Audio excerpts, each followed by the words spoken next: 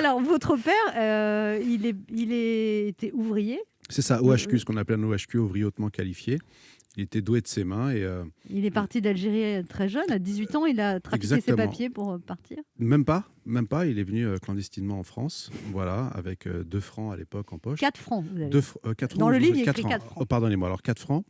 Et il est venu travailler justement où son frère était là, mais comme il n'avait pas de papier, donc il faisait un peu tout. Et il dormait dans la rue, votre père. Absolument. Et il racontait à son frère qu'il avait trouvé une chambre de bonne pour ne pas l'inquiéter. C'est ça, parce qu'il avait honte. Il avait honte de gêner et de décevoir. Jusqu'au jour où son frère, justement, voyait qu'il était doué de ses mains, l'a présenté au directeur de l'école qui s'appelait l'école Boulle. Ouais. Voilà, la célèbre école d'architectes. Et quand ils l'ont fait rentrer dans cette école, il s'est passé ce qu'on appelle la lumière. Ils lui ont demandé de faire un espèce de petit meuble qu'il a fait. Et il était très doué, mon père, pour ça. Et c'est comme ça qu'il a réussi à avoir sa carte de séjour.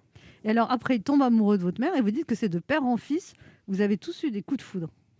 Oui, c'est ça. J'ai exactement le parallèle que je fais avec mon père. C'est totalement ce que je suis en train de vivre actuellement avec mes enfants. Et votre grand-père aussi, il a eu un coup de foudre. Ouais. Ah bah je dois être de votre famille alors, c'est pas possible. C'est pas possible. Soit c'est des coups de foudre qui ne durent pas. C'est des coups de foudre éphémères, Oui. mais bon. Mais Alors à cette époque-là, le coup de foudre, le mot valait dire quelque chose. Et puis, et c'est vrai que ça a duré. Oui, parce que Laurent, c'est à peine des coups de jus. Hein. Ouais, tout dépend des volts, mais en tout cas, pour l'instant, la coiffure, ça va.